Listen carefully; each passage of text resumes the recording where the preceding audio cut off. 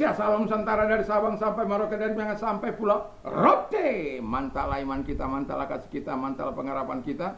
Tentunya dalam Yesus Kristus menjadi Tuhan dan Juru Selamat kita dan Juru Selamat dunia. Jangan katakan bahwa Yesus bukan Tuhan, jangan katakan pula bahwa Yesus bukan Juru Selamat. Dia adalah Tuhan, dia adalah Juru Selamat. Kalau engkau percaya engkau akan diselamatkan, engkau tidak percaya engkau akan dihukum. Yohanes 3 ayat 36 dan Yohanes 14 ayat yang ke-6. Akulah jalan dan kebenaran dan hidup, tiada seorang sampai kepada Allah kalau tidak melalui aku. Wih, mantap kali itu. Dan juga Petrus mengatakan dalam Kisah Rasul 4 ayat 12, dan keselamatan tidak ada dalam siapapun juga selain dalam Dia Yesus Kristus. Karena di bawah kolong langit ini tidak ada nama lain yang diberikan kepada manusia yang olehnya kita diselamatkan. Yohanes 3 ayat 16, karena begitu besar kasih Allah akan dunia ini, sehingga ia mengaruniakan anaknya yang tunggal, supaya setiap kita yang percaya kepada tidak binasa, melainkan beroleh hidup yang kekal. Dengan hati percaya, engkau dibenarkan. Dengan mulut mengaku, engkau diselamatkan. Kiranya di malam hari ini Tuhan memberkati kita, kita rilekskan hati kita untuk mendengarkan firman Allah. Harapan saya, kita tetap kuat sehat di dalam Tuhan, dalam iman, dan nama Tuhan dipuji dan dimuliakan. Sebelumnya, mari kita berdoa. Doa dan harapan saya, kekuatan Tuhan, kekuatan firman, kekuatan doa, kekuatan iman menyertai setiap kita. Mantap! Kita berdoa. Terima kasih Tuhan, biarkan kami menikmati kemurahan-Mu dalam hidup ini. Dalam nama Yesus, haleluya. Amin. Saya akan membacakan Roma 9 ayat 16. Demikian bunyi firman Allah. Jadi hal itu tidak tergantung pada kehendak orang atau usaha orang, tapi kepada kemurahan hati Allah. 15-nya, sebab ia berfirman kepada Musa, aku menaruh belas kasihan kepada siapa aku menaruh belas kasihan, dan aku bermurah hati kepada siapa aku mau bermurah hati. Haleluya. Jadi tema kita adalah because of God's mercy, ya. Sebab kemurahan Allah. Kemurahan Allah, mercy itu juga belas kasihan Allah, perhatian Allah bagi umatnya. Nah, kalau kita percaya semua karena kemurahan hati Allah, maka sebagai orang percaya kita harus sadar semua orang dapat diselamatkan oleh Allah melalui Yesus Kristus tentunya. Orang Yahudi, orang Yunani, bangsa-bangsa yang tidak mengenal Allah, semua bisa diselamatkan. Tentu Anda bertanya, mengapa bangsa lain bisa mendapatkan keselamatan? Karena keselamatan itu pada mulanya ditujukan kepada orang Israel. Ya, kita dicangkokkan. Dan kenapa? Karena tegar tengkuknya bangsa Israel. Jadi ada manfaatnya bagi kita, orang yang tegar tengkuk. Kita diselamatkan. Oleh karena kalau mereka tidak tegar tengkuk, mana? Semua kita orang-orang yang terbinasakan, karena kita bukan orang pilihan Allah. Itu sebabnya ketika kita menerima dan percaya kepada Allah dalam Yesus Kristus, kita dicangkokkan dan kita mendapatkan keselamatan. Itu bukan karena hebat.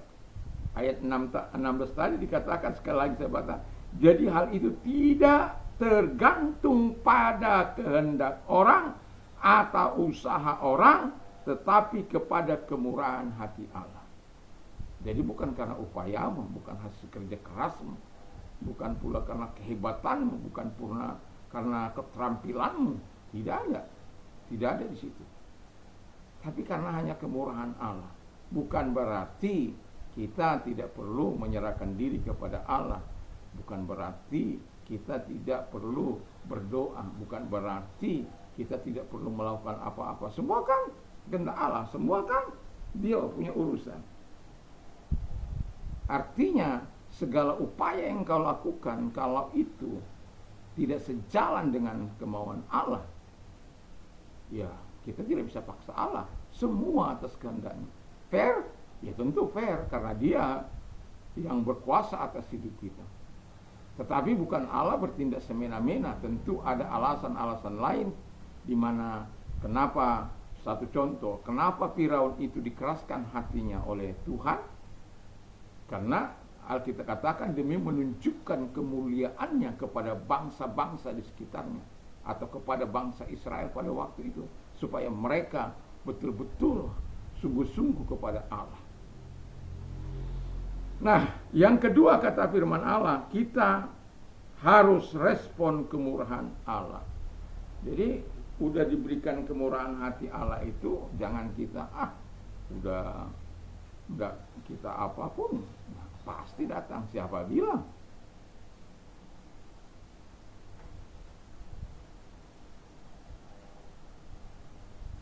Jadi kita harus merespon apa yang dianugerahkan Allah itu.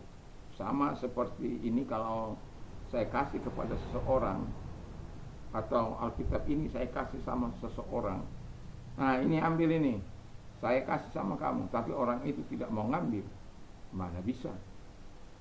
Harus orang itu respon. Sama seperti saya katakan ketika saya melayani di penjara, saya mau kasih memberkati orang yang ada di penjara, ya, walaupun tidak banyak, 20.000, 50.000, ya ketika saya punya berkat, ya saya katakan kepada mereka ketika saya melayani Tuhan penjara, dan mereka takut, sungkan, apa ini benar apa sungguhan, dan mereka tidak berani.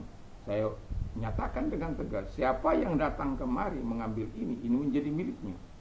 Sambil ragu-ragu mereka datang ambil, dan masih bilang, udah di tangannya masih bilang, sungguhankah ini? Kadang-kadang sikap manusia seperti itu. Yesus sudah kasih kemurahannya itu, tapi manusia percaya apa tidak ini? Aku ini penuh dengan dosa, aku ini penuh dengan kejahatan. Sama seperti saya waktu menerima pertama kali kasih karunia itu. Tentu kita merasa tidak layak menerima itu semuanya. Tapi itulah Tuhan. Bukan karena waktu engkau baik, waktu engkau melakukan yang terbaik dalam hidupmu, tapi justru saat engkau terpuruk. Itu sebabnya dia menyelamatkan kita dari lumpur dosa itu. Yang ketiga kata kita firman Allah, kita harus menerima pengampunannya. Nah, ini penting karena apa? Kita tidak akan bisa masuk ke walaupun itu dasar kemurahan Allah, tetapi kalau kita tidak menerima pengampunan yang Allah berikan kepada kita melalui Yesus Kristus, kita tidak mau percaya kepada Yesus Kristus, kita tidak mau percaya bahwa Yesus itu mati bagi pelanggaran-pelanggaran dosa kita, jangan pikir mudah untuk percaya kepada Yesus.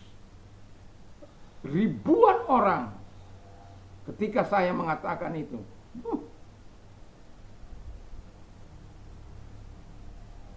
ada banyak orang tidak bisa menerima itu. Apakah kita harus paksa? Tidak. Tunjukkan saja perbuatan baikmu. Tidak perlu engkau memaksa orang untuk percaya kepada Yesus. Lakukan saja apa yang sudah Tuhan lakukan kepadamu. Dan itu harus engkau tunjukkan dalam perilaku hidupmu. Itu harus engkau tunjukkan dalam kata-katamu. Itu harus engkau tunjukkan dalam kehidupanmu sehari-hari. Bukan hanya saat di luar, di dalam rumah. Saya katakan yang paling susah itu hidup kudus itu di dalam rumah. Kenapa? Kita semua tidak ada yang bisa neka-neko di situ. Semua kita tahu. Kita tidak bisa hidup bersandiwara di situ. Dalam rumah kita tidak bisa bersandiwara, tidak boleh. Kita harus hidup real. Sama kita hidup di rumah, sama kita hidup di luar sana. Kalau hidup di rumah, hidup dengan takut akan Tuhan. Di luar sana hidup juga dengan takut akan Tuhan. Di luar ini kita jaga mulut kita. Di dalam ini, rumah ini kita jaga mulut kita. Di luar sana juga kita harus jaga mulut kita. Dan yang terakhir kata firman Allah, Biarkan Yesus memerintah hati kita. Ya, ini penting. Biarkan Yesus memerintah hati kita supaya kita damai, sukacita. Ada hal-hal yang mungkin menyeleweng, Tuhan bisa ingatkan kita melalui kuasa Roh Kudus-Nya, tapi biarkan Dia memerintah. Saya seringkali kan katakan, setiap pagi atau setiap aktivitas kami mau pergi keluar, saya katakan engkau menjadi raja di hati ini. Di dalam rumah saat pagi-pagi sekali, saya mengatakan engkau menjadi raja di hati ini. Gampang? Tentulah tidak. Tapi saya mau katakan ketika kita menyerahkan hati kita sebagai tempat Allah bernaung, tempat Allah memerintah kita, saya yakin dan percaya kita akan menguasai hari-hari kita bersama dengan Tuhan.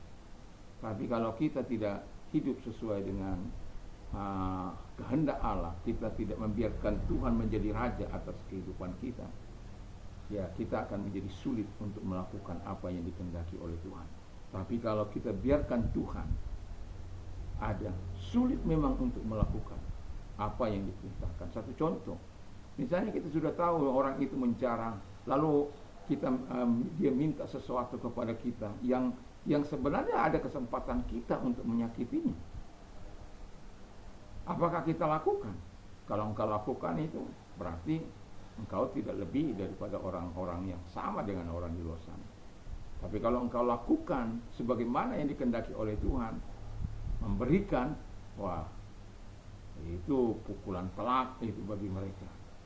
Dan saya sudah melakukan. Dan tidak perlu kita melebih-lebihkan diri kita, tidak perlu.